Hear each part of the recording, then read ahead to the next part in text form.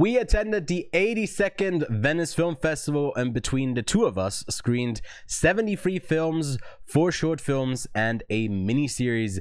You will find reviews for all of those titles on the channel in the coming days, a playlist for all reviews in competition, out of competition, Orizzonti, Spotlight, and the smaller sections can be found linked below. In this video, we won't be diving into these reviews too much because we'll be going over the results of our own jury grid that we hosted with 14 participants.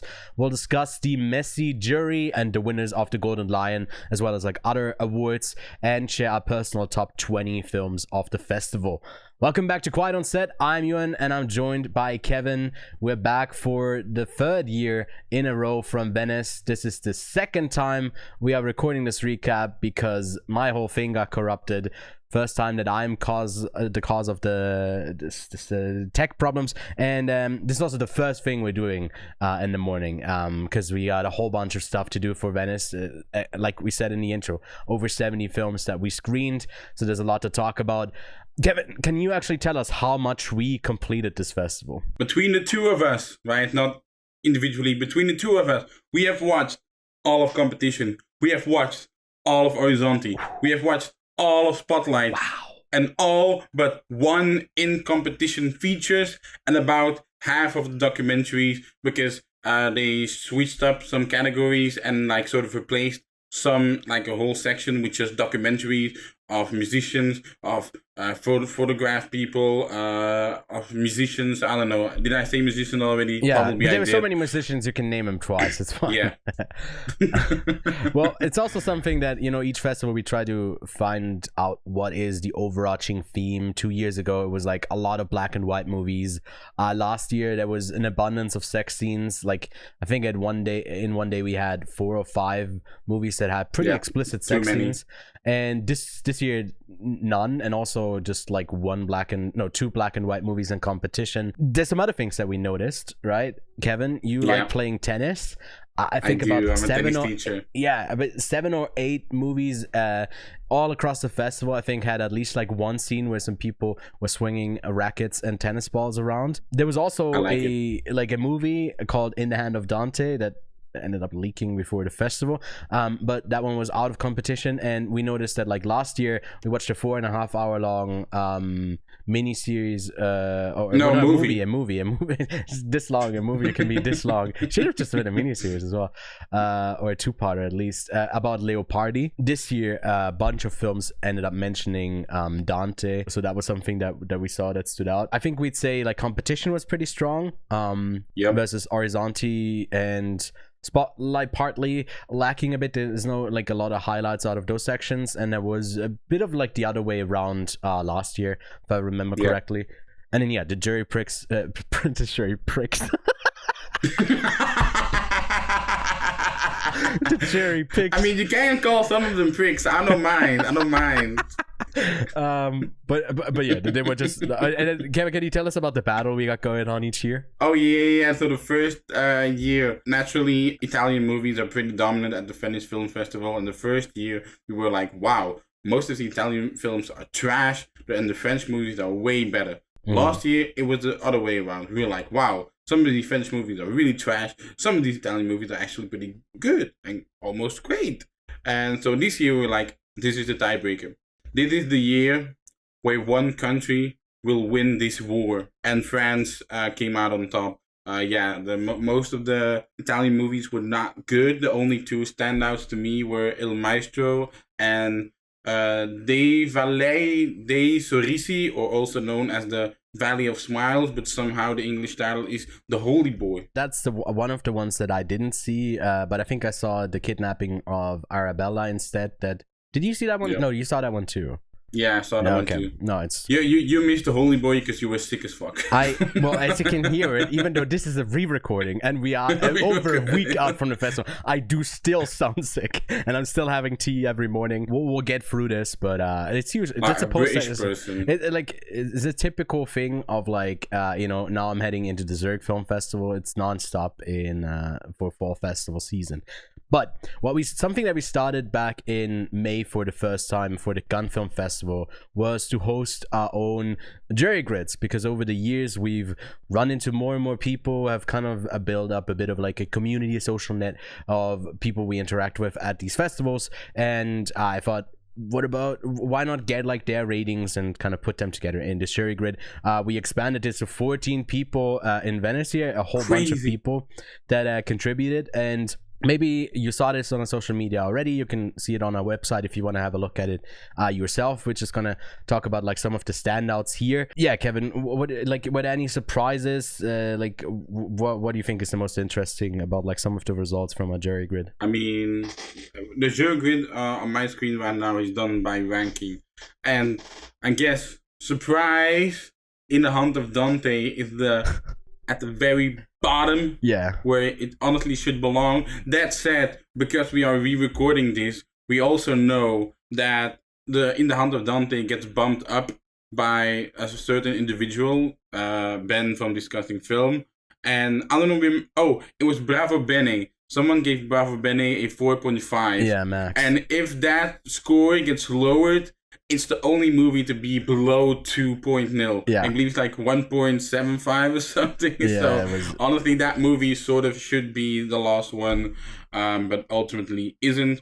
I guess most of the Italian movies are also at the bottom, which sort of reinforces our tiebreaker situation. But Ewan, which movies came out on top in our jury grid? Well, the ones in competition, also the ones that I was about to say that got awards, but no other choice did not get a single award. No. That had an average of a 4.12, and The Voice of Hinge Rajab got a 4.1. But coming out on top, a late festival, not edition, but I guess screening for Silent Friend, which from the prizes only got the like Young Actress Award for Luna Vedla, ended up having a 4.25 average, clinging onto the top spot in competition. And then at the very top, like tying Silent Friend, was a documentary from Ross McElvey called Remake that really took us by surprise. I know I had this on my radar. It sounded interesting, but then sitting in it, I'm looking forward to like a full review and sitting a bit more in the emotions again and talking about it with you, Kevin. But that one was pretty special. Yep, and definitely. If you want to have a closer look, like it's just also for me, it was interesting, like what's popular, what's everyone seeing. Not like most people, like everyone apart from us, is not like on assignment to watch as many films as they can and then do a full-on recap, but they are like doing individual reviews. So it's not in their interest to like screen 6 movies a day, but maybe 2 or 3 to release their reviews under like while the embargo is lifted. And but you can still see like where people made an effort to definitely go like watch a movie. Like Dead Man's Wire was seen by pretty much everyone. Testament of Anne Lee, Jay Kelly, surprisingly like from Rose of Nevada was seen by many. Frankenstein was seen by everyone. No Other Choice as well. And then what I noticed is that like basically no one really wants to go see the documentaries.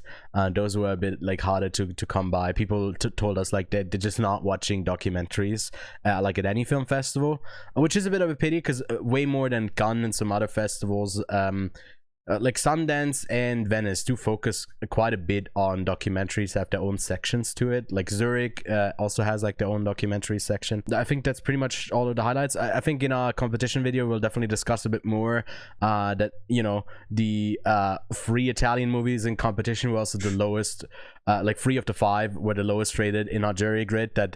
That was already our reaction. Why are there 5 movies in competition that are Italian? It feels like a bit too much. Maybe they, you know, I mean, we get it, but still, like, 2 or 3 maximum would be okay, not 5. But... And then the other one, the 4th one, the documentary, apart from the Sorrentino, also got pretty low ratings, like a 2.7 from our jury grid. And that one ended getting the special jury prize. But let's not get ahead of ourselves, because I think we can move on from the jury grid to the Golden Lion jury. The actual jury, the awards that were given out. Kevin, who's to blame? Who was on this jury? Alright, so naturally the jury was headed by who is probably the most hated filmmaker at the moment, Alexander Payne, and the rest of the jury were composed of Stéphane Brisé, Mauro del Perro, Christian Munguio, Mohamed Rasulov, Fernando Torres, and Zhao Tao. These were the 7 people that were responsible for, handing out these prizes to these specific movies. Yeah. I'll start with telling who got what. Yeah. Hit us. All right. Debut film was awarded to Short Summer, directed by Nastya Gorkia. The Letterboxd reviews aren't too favorable, apparently, but hey, that movie got award for Best Debut Film. We didn't see it. Best New Young Actor or Actress was awarded to a 25-year-old actress named Luna Wedler. Nothing, no discrimination towards the age. It's just she's 25, and there were other younger performers that were as great as her that perhaps would have deserved that prize as well. And Silent Friend also get a better award than this. Exactly. Yeah. The only award we really agree with on the jury is Sin Zile. Again, sorry if I butcher your name, for The Sun Rises on Us All. We both were very happy when she got the prize, because we arrived just on time at the festival location to actually sort of watch the later awards. And when we saw her win the award, we were both very ecstatic. I think you agree, right? Yeah, definitely. I mean, yeah. Go ahead. Best Actor went to Tony Servillo for La Grazia. Now, like little asterisks, like a note underneath it. Apparently, he has won the Volpi Cup, or the Best Actor award, at the Venice Film Festival 3 times now. So I would say essentially whenever he goes to the Venice Film Festival, because he doesn't necessarily do a lot of films, he's basically gonna get it. Best Screenplay went to Valérie Donzelli and Gilles Marchand for A Pied d'Oeuvre, or the English title At Work. We were both a little at that. We're a bit surprised.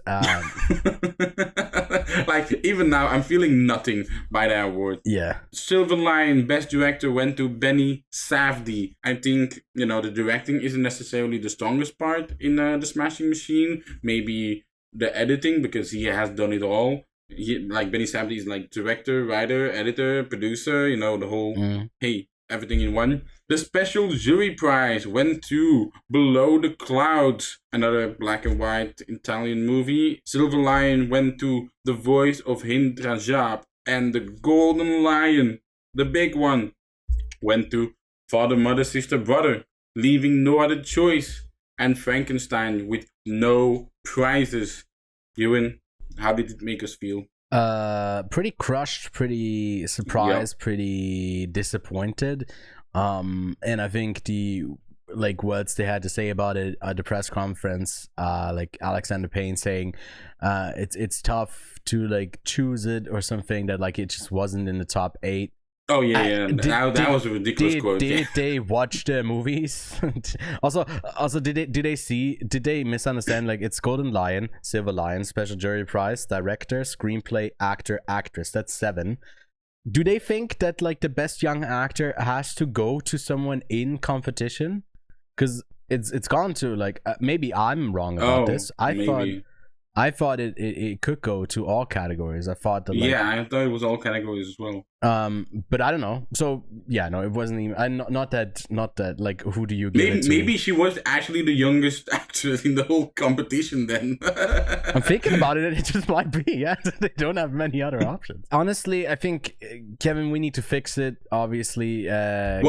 Before we get to our own picks, we should mention the possible behind the scenes drama, which was that we both agree. We are actually fine, or at least I am pretty fine with The Voice of Hind Rajab getting the Grand Jury Prize or the Silver Lion, if another movie like that is from another caliber, No Other Choice, a Frankenstein, or The Silent Friend.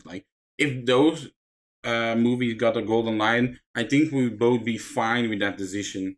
But because it went to Father, Mother, Sister, Brother, a movie where even on our jury grid, everyone unanimously disagrees is not a good movie, or like, no, it's just mid as fuck, you got the movie, I think that's where, all of the anger and frustration from the people that, watched all the movies came from. So yeah. Yeah. Also, I guess rejected by Cannes, and embraced at Venice for some reason. Yeah. Yeah, that as well. Like we said that as well. Like, the reports that maybe this was rejected in Cannes. There might be some truth to it. They wanted to like avoid. Honestly, it. Yeah, it might be. It's crazy but indeed, that we need to rectify this. We need to rectify this, Ewan. All right. So I guess we start at new young actors, which goes to the girl in Lost Land. Character name is Samira. She just blew us away. We'll definitely be talking a lot more about Lost Land, and spoiler alert, it will be in both of our top 20 movies of the festival as well. As we said before, we both agree on the Best Actress award, which goes to Jean Gillet from The Sun Rises on Us All. I think we discussed this in a previous recording that is now out in the ether, that maybe Amanda Seyfried would have been another contender. We have a bit more of an issue finding an actor. She was just a stand-up, but there were, I think, overall a few more like great like female performances at the festival. Which brings us to actor, and we are going by the same rules of that, you can only have one award given out to every movie. So just a bit of a spoiler, that means the lead Ali Byung-hyun from A No Other Choice cannot get an award. I think for me, if I could forego the rule of like 2 awards per movie, I would give this to Jacob Elordi as the creature in Frankenstein. I think he brings it all, like the physicality, emotional moments, he nails this, which left us with either Dwayne Johnson from The Smashing Machine, Gregory Gadebois from Orphan, someone who pops a bit up later in the movie, but definitely has like makes a huge impact on that like film as a whole. Or from Jay Kelly, aka George Clooney, would be another person we give this to. The last recording we had an organic like debate discussing all of this. I now know where we're going, so it feels a bit forced. But Kevin, who are we choosing here? We are choosing Gregory Gadebois because even though he indeed pops up later in the movie, he has still such a substantial part in that movie, a vital one, and his presence, because it really is his presence that just can't be ignored.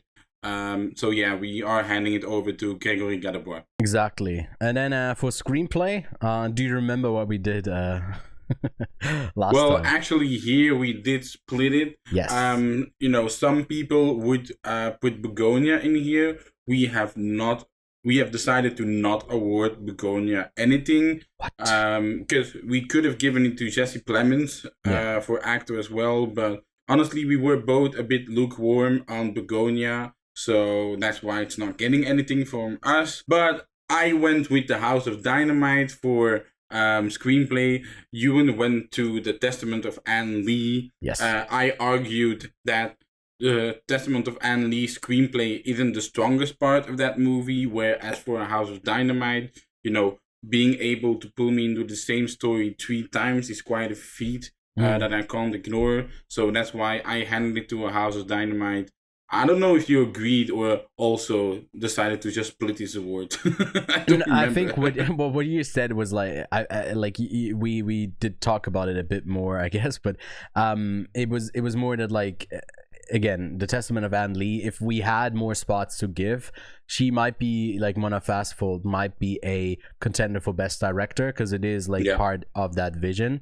But I found the like lack of like guiding writing to be kind of its strong suit. But you could also argue that it's like, that's lesser, but I feel like less writing can sometimes be actually like a positive. And House of Dynamite, I think structurally is good, but also repetitious. But I think both of those picks are fine. And then we also checked, who the writer was for House of Dynamite. And we were a bit surprised that he wrote like Allegiant and And then for our top 4 spots for the director, the Special Jury Prize, the Silver Lion, and the Golden Lion, we basically have 4 movies that are pretty interchangeable in our minds as like the best of competition, and overall like also, you know, among the best of the festival, which are The Voice of Hinge Rajab, Silent Friend, No Other Choice, and Frankenstein. And now it just becomes about like what the standout is. If like the director prize, we were between No Other Choice and Frankenstein. I think there's arguments made for both that are quite valid, but something that we like to say again and again is that Park Chan-wook is the like technically most proficient filmmaker, technically most impressive filmmaker. So for him to get like a solo award that goes to him as a director feels fitting, although Frankenstein is just as like impressive for Guillermo del Toro. So that's why we are giving No Other Choice the director award. Kevin, what about the special jury prize? We do agree with the jury on that, you know, if The Voice of Hinge Rajab gets, you know, a special mention, then it honestly should be the special jury prize. Yes. So that's why we handed it to The Voice of Hinge Rajab. Yeah, we are moving it like one step down, but you know, in terms of like first, second, or third award in Venice. But like you said, it feels the right place for it. And then it's just a toss-up between, you know, what do we think is the best movie of the festival. Initially in our first recording, I first went with Frankenstein, and then we like didn't agree. We like made a countdown. It's fun. It's like someone telling you a joke and explaining it. This is us about the recording. Do you want to redo it? Just redo it. Okay. This is totally, you know, totally spontaneous, organic. Okay. Yeah. All right, just say the golden line winner on 3. 1, 2, 3. Frankenstein. The Silent Friend. What? Oh, why? We don't agree? Okay, Kevin. I think... No, you're actually right. Let's do Silent Friend. Oh, what? What made you change your mind? Well, I just really like that movie, and it has kind of stayed with me for a long time. And... that's why I'm giving it the award. And what you said before was that this can also be a spotlight for the movie. And, you know, it makes a bigger impact. You know, Frankenstein has Netflix, Silent Friend hopefully is still getting distribution in some places. So for it to get the Golden Lion is what we also represent here. What we try to do is like spotlight all of the movies. That's why we watch all of them, the smaller ones as well. And that's why we are giving the Silent Friend the Golden Lion, and the Silver Lion goes to Frankenstein.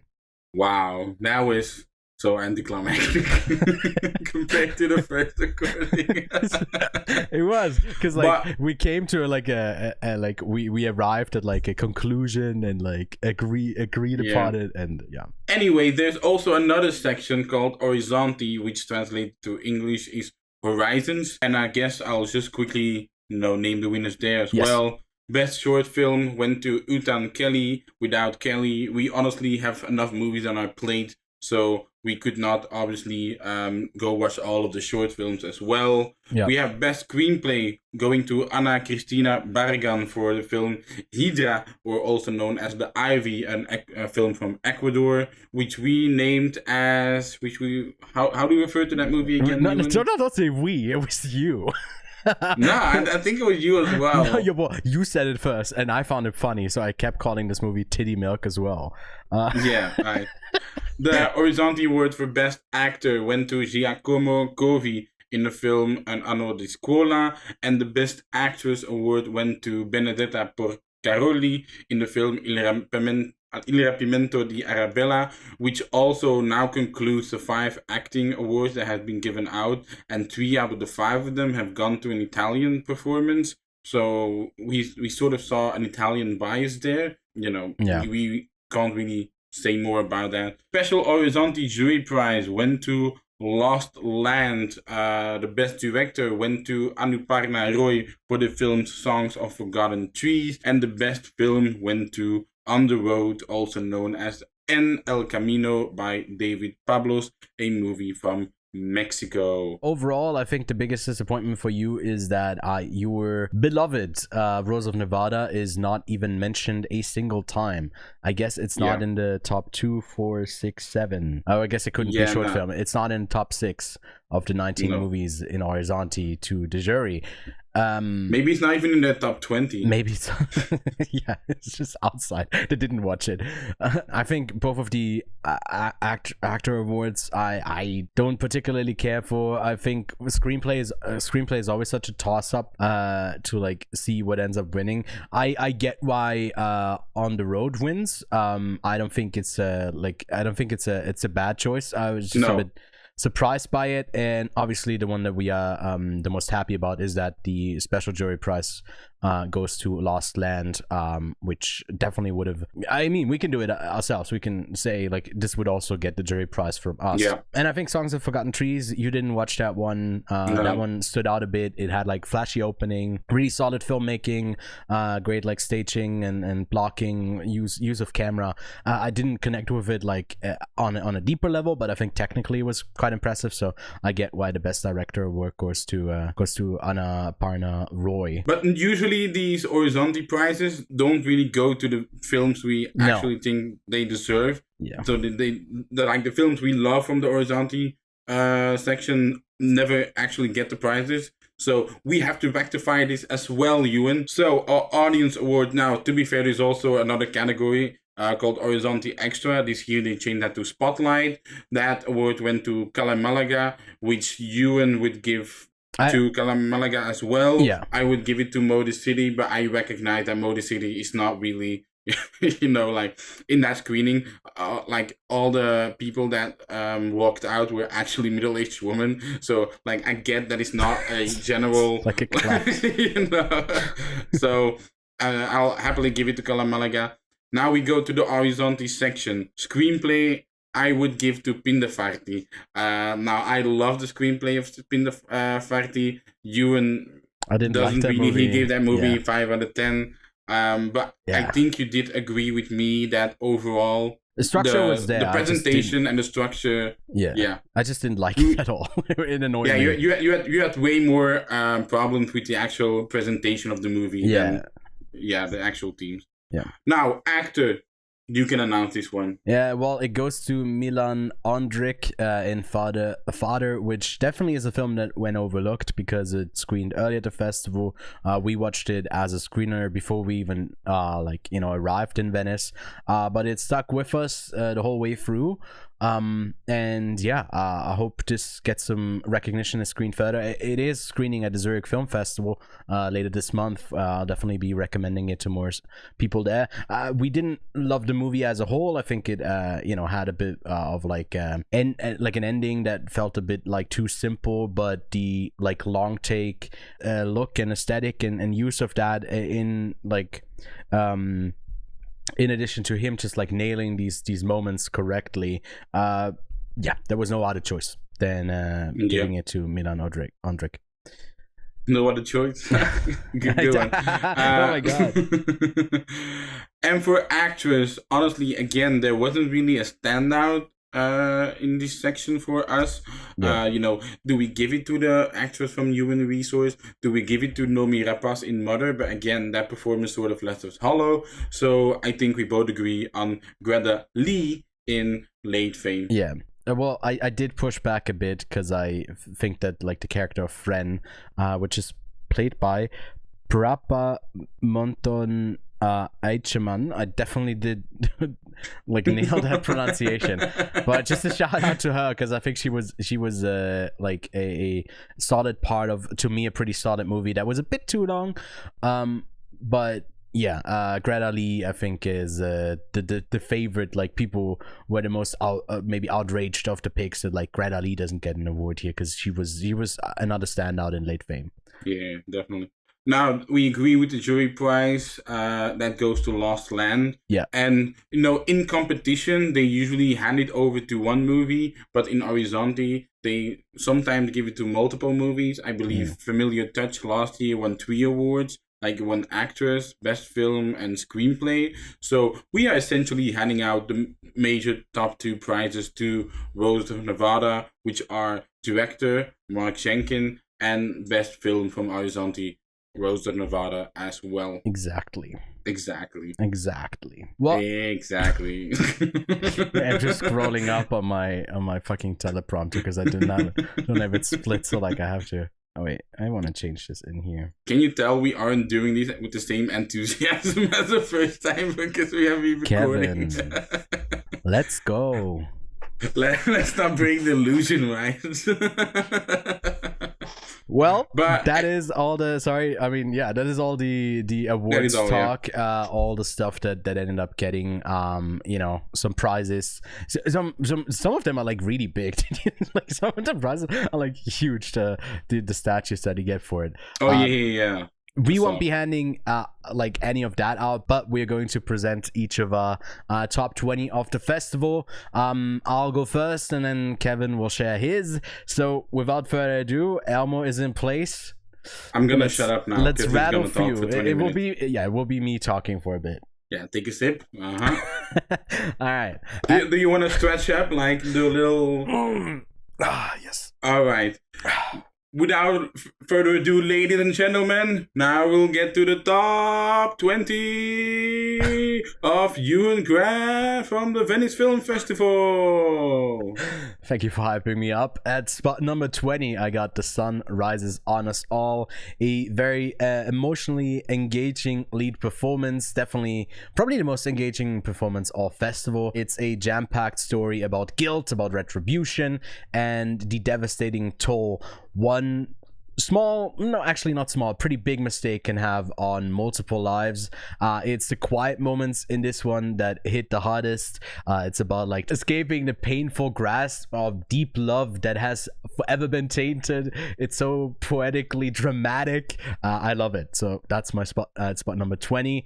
Then at spot number 19, Human Resource. This is a Thai film about the strain of working in HR. It's somewhat a portrait of a world that treats its workers as a commodity, and how indecision can kind of spiral out of control. Maybe decisions that you really had no real part in making or shaping, being responsible for, but because you're a part of it, they still like deeply haunt you. It's a very bleak and depressing movie, but also beautifully shot and very patient as well. Then at spot number 18, I got After the Hunt. I really like Guadagnino's use of an ensemble here.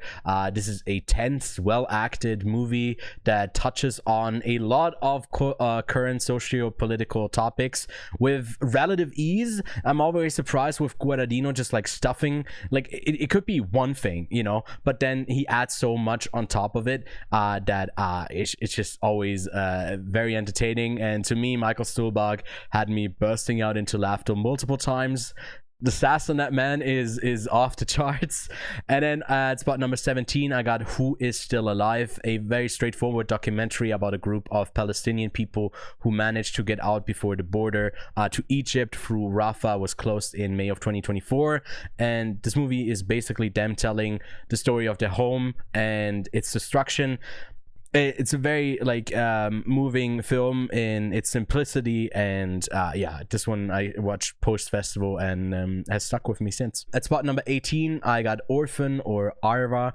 This comes from the Son of Saul director Laszlo Nemes, and he takes us back to post World War II in Budapest.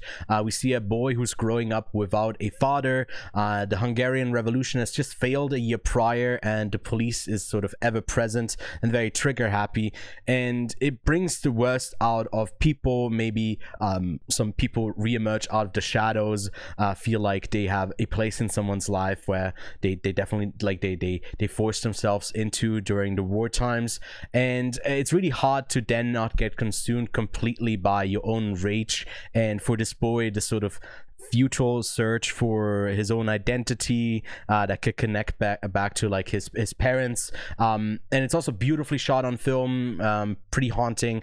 Best ending shot of the whole festival. Then at spot number 15, I got Broken English. This one is a documentary about Marianne Faith, who is an icon, and I'm kind of embarrassed that I did not know who she was before watching this documentary. I think what makes this one stand out is that it's like framed in a different way. It's like basically presented as the sort of fictional department of not forgetting, and then they invite her back to basically have a conversation with George McKay, showing her clips of her life, and then contextualizing that in like I guess culture, and I thought that's just to be a pretty unique take to present it. And I had a great time with it, and listened to some of her music as well. It also has, like I said, George McKay and Tilda Swinton in it, who's basically the head of this department and coordinates all of the sort of just like narrative framework of this film. And George McKay really is a great interviewer. I would love to see him do like more of this. He nailed that. And then at spot number 14, I got Late Fame. This is one of two movies with Willem Dafoe. The other one, The Souffleur, really sucked. But Late Fame also has the charming Greta Lee, and it's about a poet who has long moved on from his awful life when a group of rich trust fund wannabe artists and poets rediscover him, and the film goes kind of around in circles as our lead character does. It's like beautifully frustrating, and Willem Dafoe is brilliant as always. Then at spot number 13, I got Jay Kelly. There's times when Jay Kelly kind of loses itself in how much of an ensemble film it wants to be, but there's an incredible core to this film. George Clooney plays a super famous actor that made it big at the cost of not having a good relationship with or like a relationship at all with his daughters, and the film itself is then about like selfishness, fatherhood, fame and fortune and misfortune. It's got some pretty tear-worthy moments, and Riley Keough is definitely the standout in the flashback scenes she has with George Clooney. Noah Baumbach, we noticed he can make a great film, and this one's another pretty good one. And I'm glad the entire Adam Sandler's family continues to get jobs in Hollywood as well, because like all of them are in the movie. Then it's spot number 12. I got House of Dynamite. I won't lie, I had a bit higher expectations for the latest from Catherine Bigelow. It's been 8 years or more since Detroit, and this one's about a nuke that's about to hit the continental US. How do we respond? How does the White House respond? How does the Pentagon respond? How does POTUS respond in a crisis like this when you don't have all the information laid out? What do we do? And then this movie is told in 3 different maybe not perspectives, but from these different departments, and it's basically the same time frame that you get to see the different perspective then play out. It makes for a less tense movie because we know where it goes to each time, and then we just get that repeated, but it leaves you more time to like think about what is happening when the characters in the story are like always in real time and don't really have that like time to think it over, which to me was a pretty compelling contradiction. The ending will be super controversial, but I'm looking forward to people's reaction to it. For me, it mostly worked. At spot number 11, I got The Testament of Ann Lee. This is about the life of religious leader Ann Lee and involves lots and lots of shaking because she was part of the Shakers. This one was shot on beautiful 70 millimeter, not 75. That's not a thing. New invention. And it was also screened that way. She did it with her husband and brutalist collaborator Brady Corbet, and Manifastful creates a portrait of a time maybe as much as she does of a person. It's like then going to be like, how compelling do you find that central like conflict? Might vary a lot for you because there's a sort of noticeable lack of like a narrative or emotional guidance, but I just found it to be a revelation. You just have to be along for the ride. And then now we are in the official top 10 of the Venice Film Festival.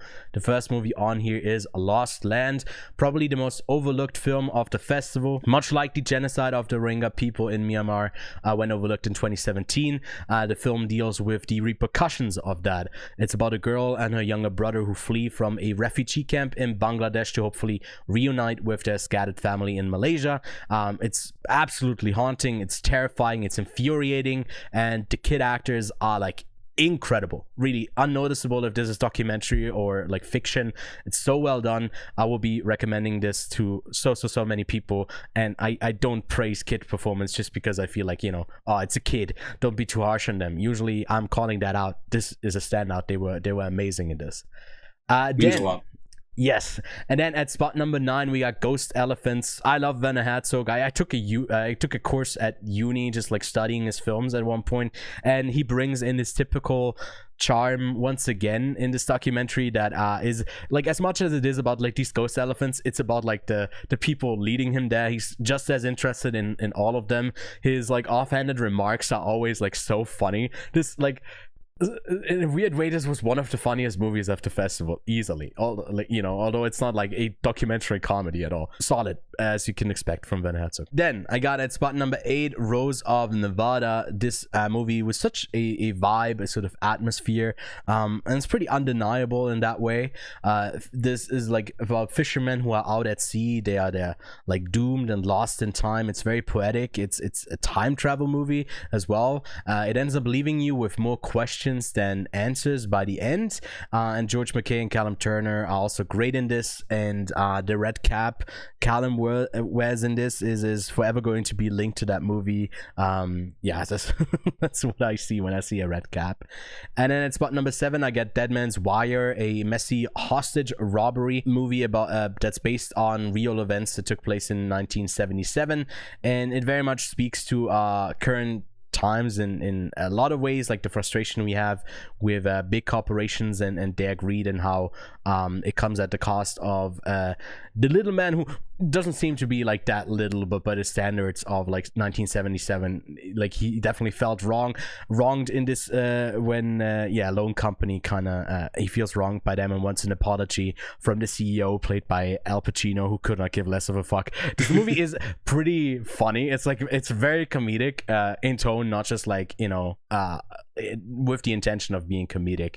Has the heart in its right place, and is well edited, well shot. I got no major complaints about it. I really had a great time with Dead Man's Wire. Then at spot number 6, I got a documentary about the journalist Seymour Hersh by the All the Beauty and the Bloodshed director Laura Poitras.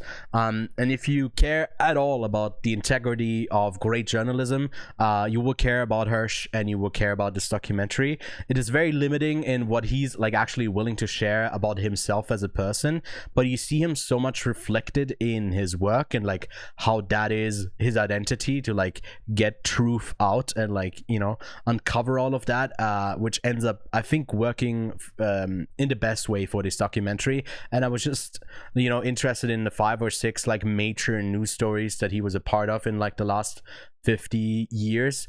Really compelling movie. Then at spot number 5, I got The Voice of Hinj Rajab. This film is urgent. It's been urgent for a long time, and like this movie itself, it will not change a single thing. It will not have a lifespan, and that is so deeply depressing and frustrating, that we live in this reality that we have basically like no power over. I still feel like it is important to hear every single voice as much as you can, and this is a spotlight for a 6-year-old kid and her immediate family members. It's also showing the work of the Red Crescent, who are trying to save someone and fail to do so, not because like the competence or whatever, because they are dealing with a genocidal regime on the other side.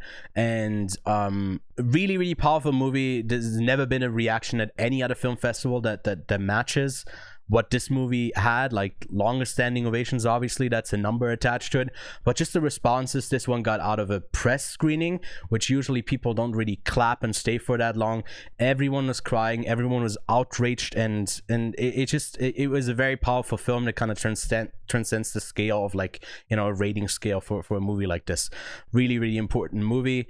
And then at spot number 4, I got a documentary called Remake from Ross McElvey, who has been making films all of his life, especially about like his family.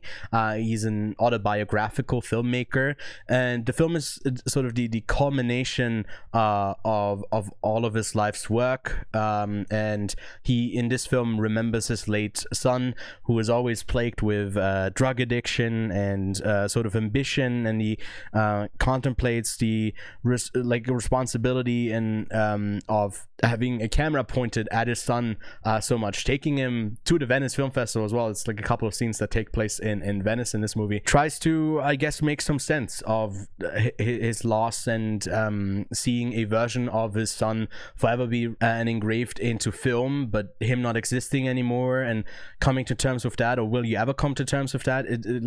There's so much contemplative like circling around of not, I wouldn't say it's therapeutic, but it's like deeply moving. It is so personal and so earnest.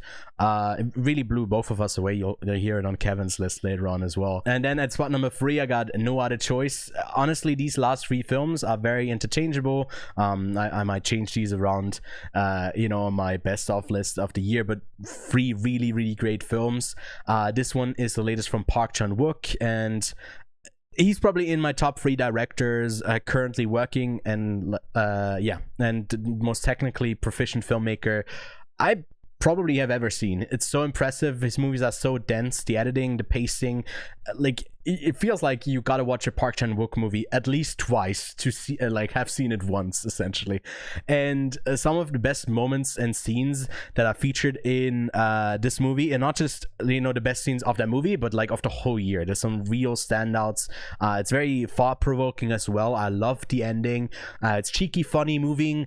It's bleak, it's honest, and I love how it ends. And I'm still making my way through The Axe on my Kindle. I still haven't finished this, even though this is a re-recording. I still haven't finished it, but I'm about 2/3 through. But it takes some different turns from this story. A pretty good one, also different setting. This one takes place in the States, and then this obviously is in South Korea. But I can recommend both. The novel, while you're waiting for this, apparently it's not getting a wide release until 2026.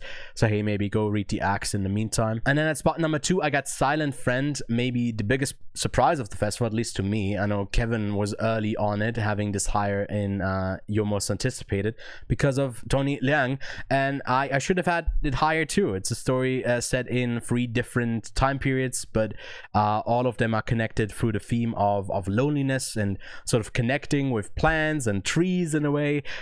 Like, this movie is like, the more you explain it, you over explain it, because it's very poetic, it's very free flowing, it's like moving you along. And even though it's 2.5 hours long, I just sat like this the whole time during this movie. I was like grinning from ear to ear. I could not have that stupid smirk like off my face. I enjoyed the bit in the 70s the most. That was the most lighthearted probably, but this one was like unexpected, somewhat meditative movie, but also not really building towards like an overarching like conclusion for all of these 3 stories. It was just lovely, and I liked it a lot. And then finally, my number 1 movie of the festival, again, this could change, it could just as much be Silent Friend or No Other Choice, but I got, for now, Frankenstein by Guillermo del Toro. You can assume this movie is going to be good. It's Guillermo del Toro after all, right? What did I expect? I just didn't expect it to be this great. And from the sort of filmmaker he is, he can make movies that are somewhat a bit cheesy, a bit overwritten, very theatrical, but I was like, yes, that is the point of this specific story. It works so perfectly in this, and just as perfect is Jacob Elordi in the role of the creature. Oscar Isaac is also very solid, and it's like building towards a conclusion. If you had told me, which I'm not going to spoil obviously, but like where it builds to, I would have like saying, okay, that sounds like pretty, like, how that doesn't make any sense, and then you see it play out, and it works so well, and it's one of the best endings of the year, and I was just blown away by it.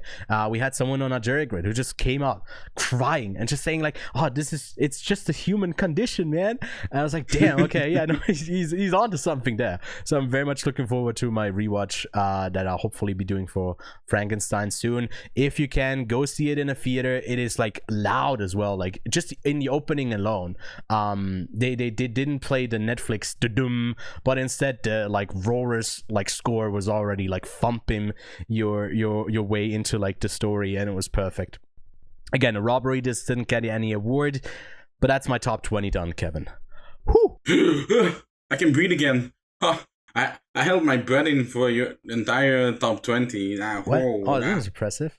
I guess we should say as well, because you mentioned Netflix, they have 3 movies, I believe, at the film festival, and only one had like no, actually four, but it was like a random movie out of nowhere that had the Doom, but like three movies, and like three movies started with a score or like a noise, and one just started out silently, and the one silently, so we're in the press screening, the Netflix logo comes up, and then after someone says like "da-dum," and it's like everyone started laughing. Oh, that was so funny. People were also like booing the Netflix logo, which I found to be pretty tacky, but wasn't that last year? Were they booing this year? Yeah. They were always to the left of you, so you might have not heard. I can only hear to the right. Yeah. Anyways, but Kevin. Wait. Yes. You gotta hype my top 20 now. Yeah. Kevin, it is time for the Top 20 films from Kevin Tallman's, which he screened at the Venice Film Festival. Kamehame 20. I love how I couldn't hear the drum roll in Discord. I'm also slightly worried that I fucked up my audio with that. But all it's worth for the hype of the 20 best films of the Venice Film Festival. 20 best films, and I'm already gonna cheat because I have two movies at the top 20. Yeah, I'm sorry. I couldn't really separate them. But I'll go with the one that Ewan has already mentioned. Sorry, that will be my last, callback. But Dead Man's Wire was low-key the hardest 7 out of 10 movie for me. While the mixed media thing, because you have like the real news reports, you have the recreated news reports oftentimes, and that style left me wanting a bit more, because it truly is at some times in the movie real old school filmmaking from Gus Van Sant. And again, seeing an unhinged Bill Skarsgård, I can actually say the right Skarsgård now, unlike in the last recording. That's stellar. Just crazy. Maybe he could have played the role in the 70s, Yeah, exactly. But again, seeing Bill Skarsgård unhinged like he is in Dead Man's Wire was a blast. He actually does the Pennywise eyes looking at different things sometimes, and it just makes it so funny. I will say it sometimes felt like a lesser The Old Man and the Gun, because it is very much sort of in that style. So I'm sort of wondering what David Lowery would have done with this story. And also, Darcy Montgomery is supposed to be 56. The guy looks absolutely dead on in his 30s, but sure. If we're doing the actual 20, we have L'étranger, or also known as The Stranger. While I have not read the book it is based upon, and it is very famous, I don't really feel the personal history behind the film that the director refers to in his director's statement. I do think this works excellently as a character piece. To see our main character with a sociopathic, nihilistic view of the world that doesn't really feel any empathy, even when the love of his life is right there in the courtroom with him, was very engaging to me. The standouts to me of L'étranger were the black and white cinematography, which we didn't see that much of this year, unlike the very first year we went to Venice together, and a specific confrontation with a priest in his cell, which was a very philosophical debate with, honestly, like a very tasty scene to me. 19! We got Father, or also known as Otek. Yes, I am gonna say the foreign title as well, if I can remember them. And it's probably up there with another movie in terms of most emotionally devastating broad movie that I'll mention in just a bit. One Takes really help tell the story of this movie, especially in the mindset of this character, as we see this man go to work, deliver his kid to the kindergarten, even though, as is the inciting incident of this movie reveals that the kid has been left in the car, which is a very interesting topic to me that I wasn't familiar with, which is called forgotten baby syndrome.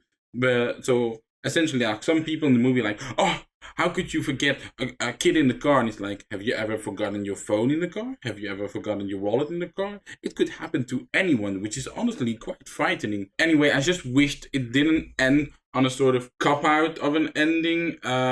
Even though it is based upon true events, the ending just, it could have been a bit more emotionally devastating had it done it in a different way. We'll talk about it more in our reviews of the movie.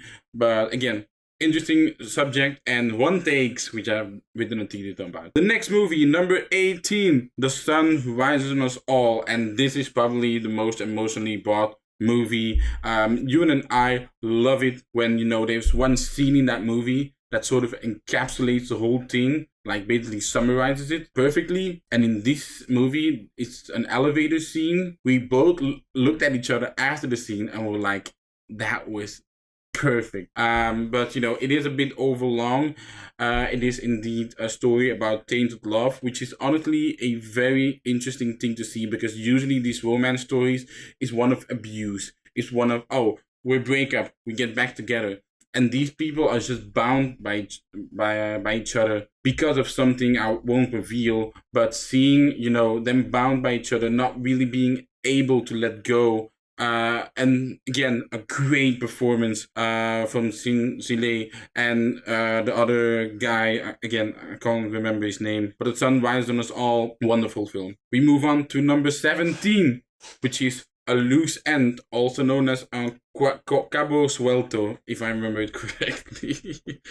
And sometimes at these film festivals, we say, I really could use a certain movie right now, to give me some fuel, to keep me going throughout the film festival. Because most of these movies, they are dark, they are dramatic, they are depressing as fuck. So it's always a delight when you get a lighter and funnier movie, especially one that is just essentially a South American Kaurismäki movie. Enter A Loose End. There is cheese, there is faking being a police guard, there is stalling at the border and sort of talking with the cashier, trying to escape through the toilet, and jokes that are layered and get callbacks later in the movie and just makes you laugh and chuckle. A Loose End had it all. At number 16, we have J. Kelly.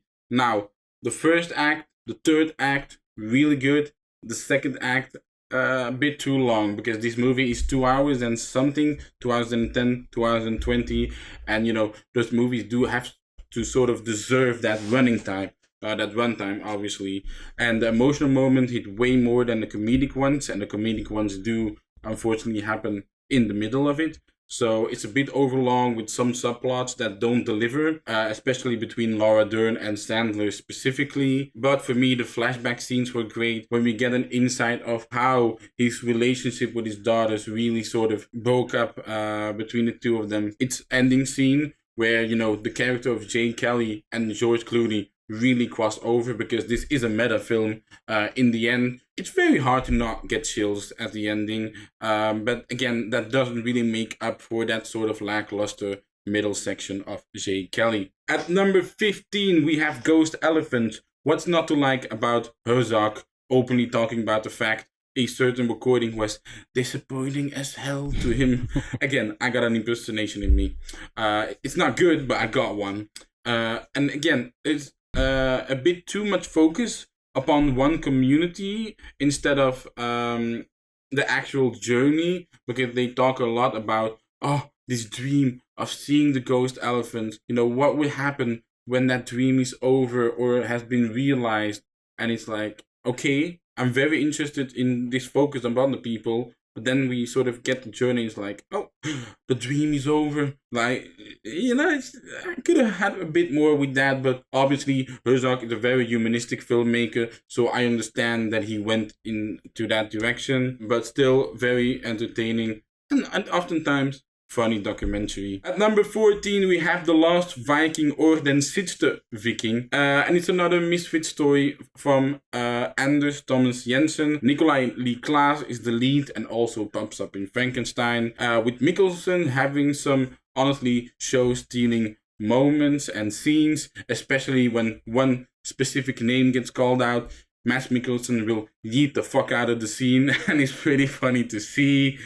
And there were some fun animation sequences in the beginning and at the end of the movie, but I do still prefer Riders of Justice over The Last Viking. Then we go to The Testament of Anne Lee, which was a gorgeous movie in 70mm, which did mean that I only understood about 20% of the movie because there were no subtitles. There were only Italian subtitles, and the only word that was being said 50 times was Dio, which is God, and that drove me sort of crazy. But in terms of ranking, this is sort of a vibe ranking. because The Testament of Annie is indeed gorgeously shot, gorgeously directed. There are really solid performances.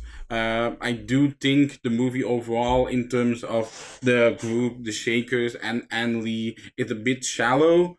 And more tries to go for the spectacle. Is it a musical? Some people would say yes, some people would say no. I'm rather leaning towards the no side, but I will say there are a couple of sequences that will forever stay in my mind. And at the Venice Film Festival, there were like a handful of them, and one of them was a specific boat dance sequence, which was so well edited, and the transition in that was so well done. Even though they were imperfect, it still added to that scene. So absolutely really like The Testament of Anne Lee. Then we go to number 12, which is After the Hunt. Wasn't that hard on queer, but I very, very much loved challengers, and I would say Luca Guadagnino is back with After the Hunt. Sort of has the second best casting of in movies this year. The first one for me, Sally Hawkins in Bring Her Back. Andrew Garfield as the perpetrator is, really good casting, considering, the guy doesn't dare to smash a laptop on someone's tits. That's a reference to a BuzzFeed thirst video, which I'm very cultured for. I love seeing you. I've seen that video. I understood that reference. But, people that go into After the Hunt thinking it's going to be a stereotypical Me Too movie, which it sort of starts out as, then all of a sudden you get another topic that is very relevant to society, and which makes After the Hunt a very layered cake that you might not be able to chew up all on in one viewing. So I definitely... What the fuck was that? I tried to act out what you were saying. The visual allegory, and I add the visual flair. That was dreadful. Please don't do that again. Okay. Well, but After the Hunt, a very layered movie. I'll definitely rewatch that movie over and over again. Then we get to number 11, which is Lost Land. And like I said before, Lost Land is this year's Stolen. And Ewan and other viewers that have watched our previous recap know how high of a compliment that statement is. So you can expect the movie to release in like 2 years then.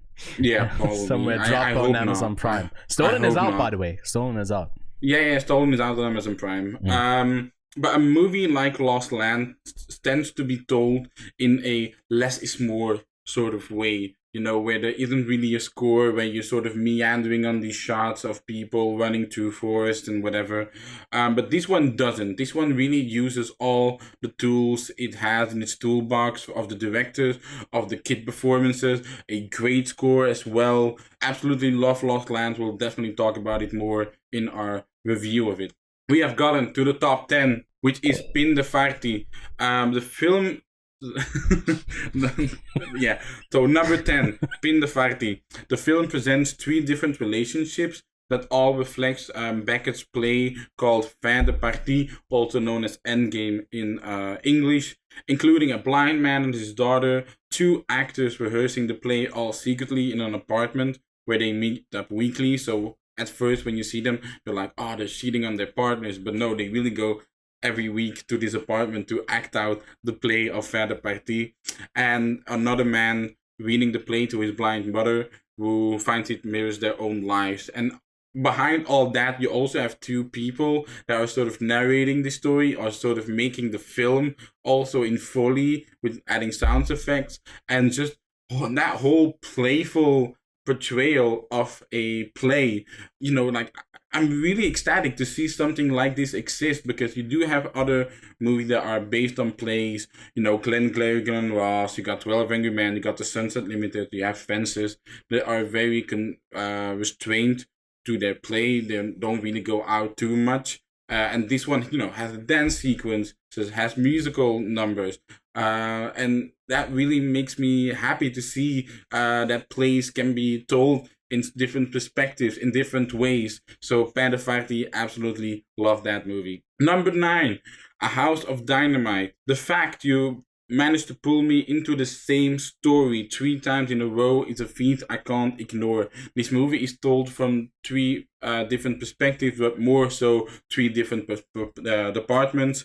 From the White House security room to the Pentagon and the President of the United States, who isn't actually in the White House as the nuclear racket has been launched upon the US. You tell the same story 3 times in a row, but you pull me in every time. It is very tense. It is very much also done in the sort of Catherine Bigelow documentary style, very much a style that is to her own, as you have seen in Hurt Locker, Zero Dark 30, Detroit, which was a bit darker, but I just think because that is such a dark story, the cinematography sort of, lends itself to that story. A House of Dynamite will definitely be a controversial movie. As someone next to me, shout out to Ben, at the movie ended, just did like this. Huh? What? So I'm very curious to what the discourse will look like around A House of Dynamite. Then number 8, a movie Ewan hasn't seen. And it's Motor City. It was in the spotlight category, and the funniest anecdote about this movie actually happened before the screening. Again, talking with Ben, shout out to Ben. We were talking about how I can't really go to a lot of film festivals if they don't have subtitles that I can understand, such as Zurich, because there is French and German. I could understand the French, but that really would take a toll on me as a hard of hearing person. And you can imagine the surprise when we found out that Motor City is a movie that has no dialogue. Like, there are only 10 lines of dialogue you can audibly hear. Some that are more on the background. For example, someone getting shot and being like, oh, fuck. What's that? Ben Foster being at a funeral and being like, no. So it's so weird and over the top and funny because you really can't hear the dialogue, but you have that score that's pounding. You have some of the songs. There are a lot of popular songs in the beginning of the film, which sort of makes me wonder, have they run out of the budget for a music song and then gone over to the score? Motor City is a contender for best action scene of the year between Alan Richardson and Pablo Schreiber in an elevator fight scene, and it is so electric and well done. I absolutely adored Motor City. Very unique. At number 7, we have Orphan, also known as Arva. Sure, the main kid does the same thing over and over again in terms of being a very frustrated, annoyed, and mad kid, but rightly so though. But in terms of pure build-up and tension, fewer movies have done it as good as Orphan at the film festival. At a certain point, when Gregory Dubois and the kid actor go into a Ferris wheel, it is the most suspenseful scene I've seen this year. Gorgeous cinematography as well, as it was shot on 35mm. It was shown in 35mm, and there were English subtitles, so hey. But it really makes the backdrop of this 1957 Hungarian backdrop, it really makes it sometimes bright, sometimes very much a cold place, a warm and cold place. There's one subplot as well that sort of has the Chekhov's gun thing behind it. So really, absolutely adored Orphan. At number 6, we have The Voice of Hind Rajab, which is without a doubt probably the most important movie of this year in terms of its subject and everything behind it. It actually uses the recordings of Hind Rajab, the actual girl, and that only makes the movie just hit harder, right? But in terms of just a movie, for most of its time, it is essentially the guilty in Gaza, and almost gets stale at some points because you have this certain call operator going to the HQ the whole time, be like, we gotta save her, do something, and that gets stale at a certain point if I'm looking at it in terms of a movie. But then the movie pulls off something in the end I've not seen before in cinema, involving a mobile phone and actual real-time footage of it that is playing during the reproduction of that scene. And it is not done perfectly. And again, those little imperfections in cinema sometimes, make the movie just better.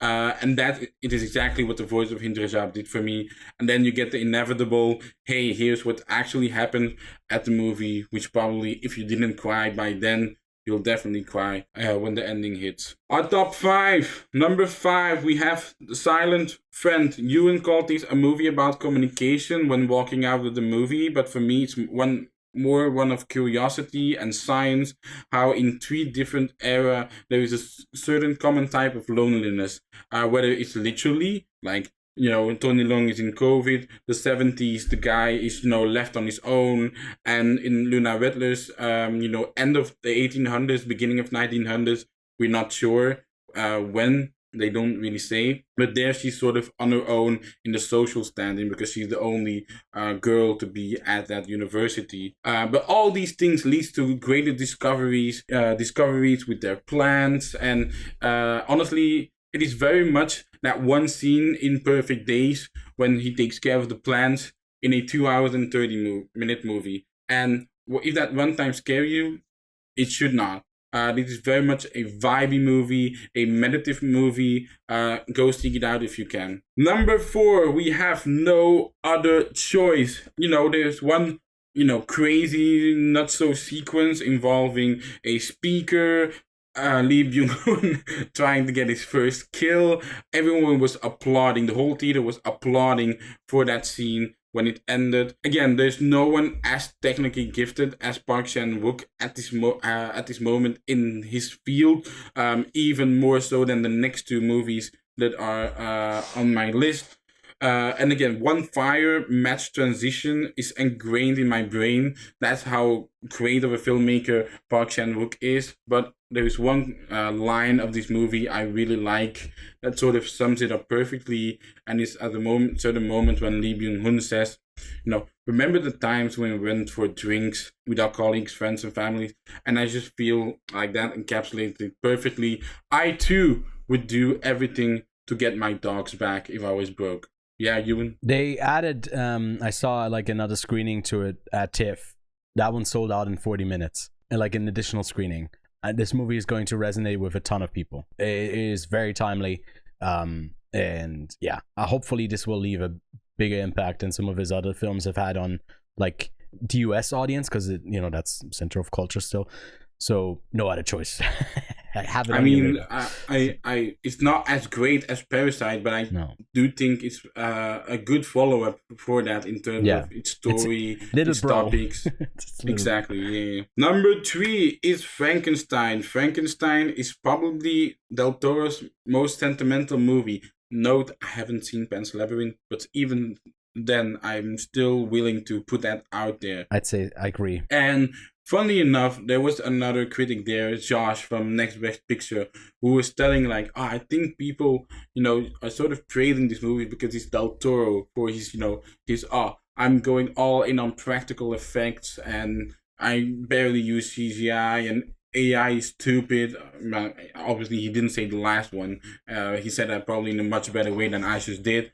But that sentiment still lives inside Del Toro. And, I don't really agree with that. I truly think Frankenstein is a great story where we see... It starts out fantastically, by the way. I love that icy landscape that we're seeing. It sort of has this the terror, or there was a series with Jack O'Connell and Colin Farrell. I think it's called The Blackwater. Not sure, but it had that vibe. I love that it starts out with that sort of vibe. All the filmmaking things about Del Toro are in this movie.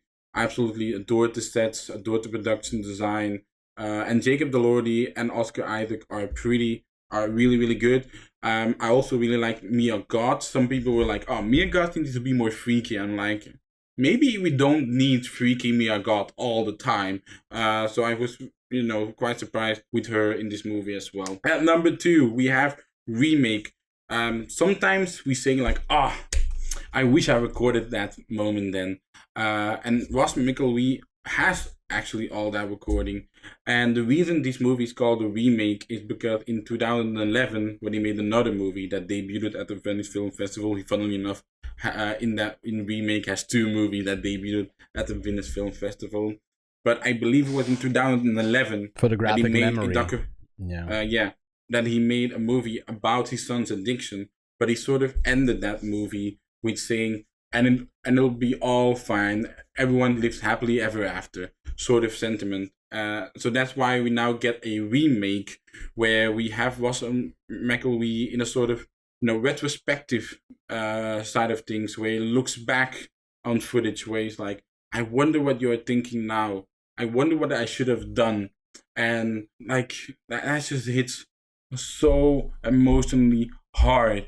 I will honestly will go deeper into the things with our review, but I absolutely adored remake.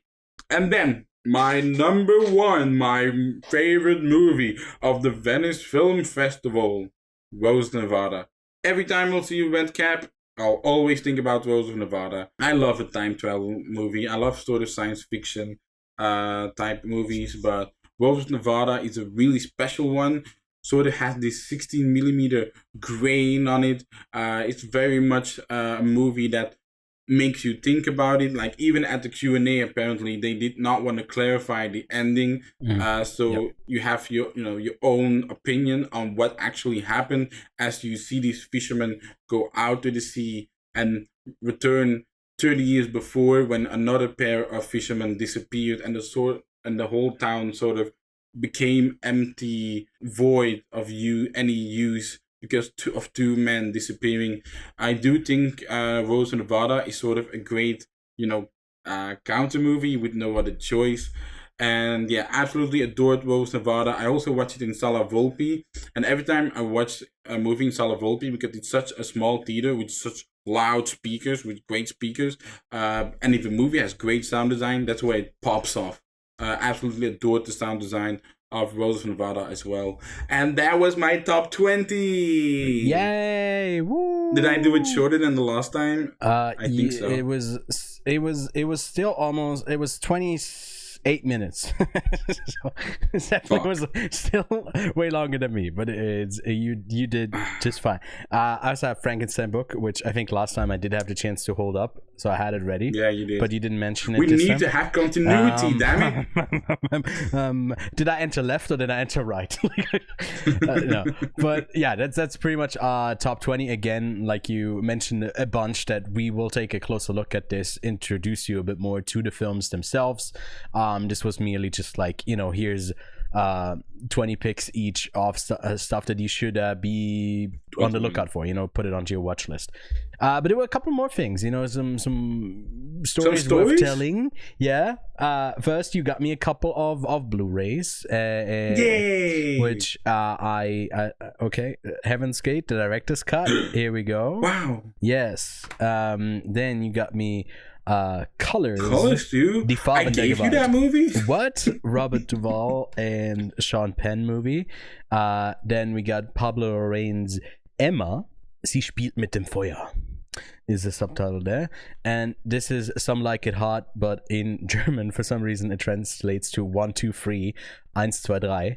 Es war einmal in Berlin, from Billy Wilder. And then we got Albert Brooks.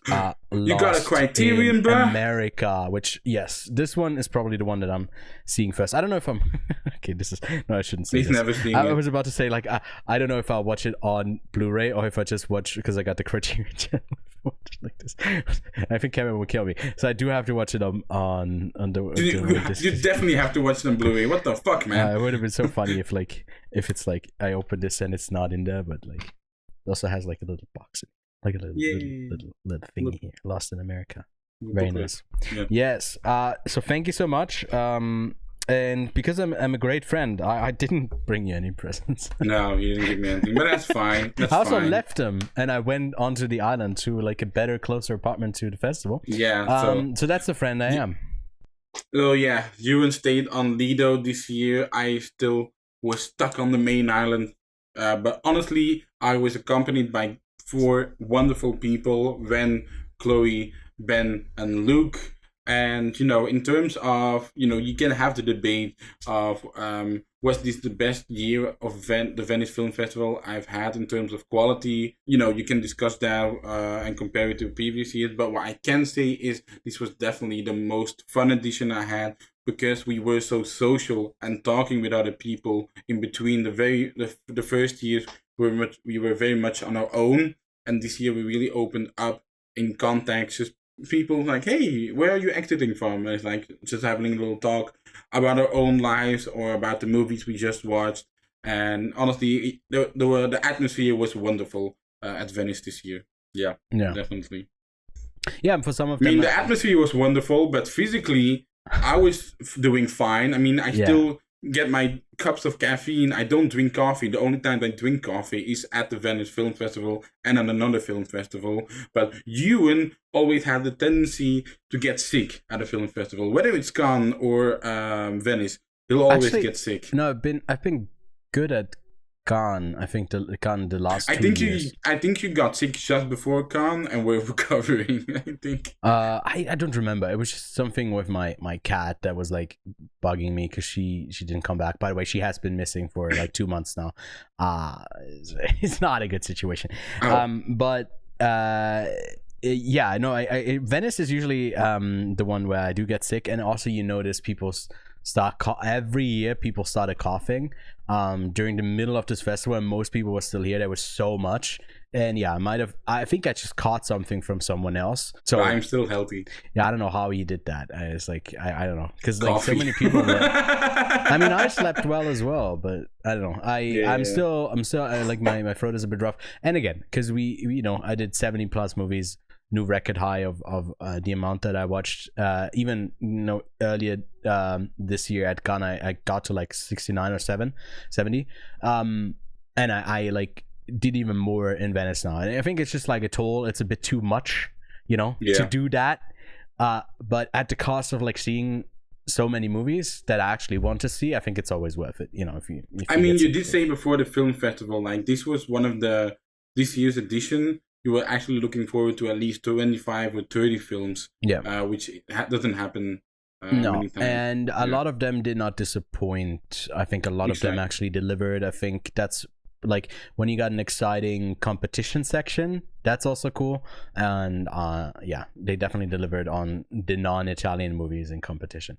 But we always keep some memorabilia. I kept the screening guide, of course, and we both. I will say the posters they do for Venice always looks gorgeous. Yeah, I love this one. This one's great. We do have last year's. I still have it last year with the elephant. And mine is dirty. It's a ghost elephant. Oh my god! It's not. I don't think this one's from Angola, but yeah, this one I think I prefer this one. The elephant was fine. Yeah. But this was 81 and this is 82. Because it really has something with cinema in it, right? What Kevin didn't know what this is. This is like when you do the not the clapperboard, but like this is tail slating. When you do it at the end of when you don't do it at the beginning of a thing, you turn it upside down and then it's tail slating. Yeah. So I will maybe be using this in Zurich. Always because I was wearing my gun hat in Venice. Like provokingly. Shame. And I think I'll just use the previous festivals merchandise at the next festival. And always still taking my notes here. Kevin made fun of me because it's a Legend of Zelda book and it has a little Triforce at the bottom of each page. But this was pretty great to write in. I love how Discord cut me out saying nerds. It did partially cut you out, but it's just kind of new. Shut up. Shut up. I guess the last thing we have to say is that there was a new record broken at the Venice Film Festival for longest standing innovation, which was 22 minutes. Some people report 23 minutes, but it does beat the 21 minutes that Pan's Labyrinth got in Cannes when it debuted. In terms of other movies, Frankenstein got 15 minutes, The Smashing Machine got 15 minutes. And I guess the only reason that The Voice of Hindrajab didn't get, longer standing ovation was because the cast and crew had to essentially leave. They also did carry a picture of Hindrajab, a flag from Palestine was shown on the screen as well. So obviously that keeps innovation going. But yeah, I think that's about everything. That is about it. Again, our coverage is far from being done. Technically, this was done 2 days ago, but I guess we are doing it again. The second edition. And how many movies do we have to review again? 70 plus. Wow. Yeah, it's almost 80. I think our count is like 77 or 78 between the two of us. maybe even Oh. it's a lot, and that's So, all I still guess- ahead of us. So I guess people have to like and subscribe in order to catch those videos. Yes, Kevin, how did you know that? That's crazy. Yes, that is exactly what people have to do. So thank you so much for bringing it up. I might have forgotten it, and then we wouldn't No have been worries, able to do I'm it. there for you. Yes, check out the playlist. We'll have the recaps as well as like the individual clipped reviews from all of those videos in there if you're interested in something specifically. And check go out to our jury socials. grid. Go to our jury Go grid. to our the jury website. grid to Oh my God. look at the other people. Yeah. Yes. See, I there's got an you. article on the website where I linked basically if they had like a dossier for all of the stuff they wrote in Venice. I did link that, so go check out the stuff. Some really smart people wrote some good words about it, and we are the dum-dums doing like video recording. Yep. And they have a bit more like, a bit more thought out things that are written and then typed and editorialized, and here it's just us stupidly yapping into a camera for the same thing twice. I didn't say this the last time, but this is unique. Different timeline. But yeah, thanks so much for watching, and we'll see you soon with more Venice coverage. Bye. Bye.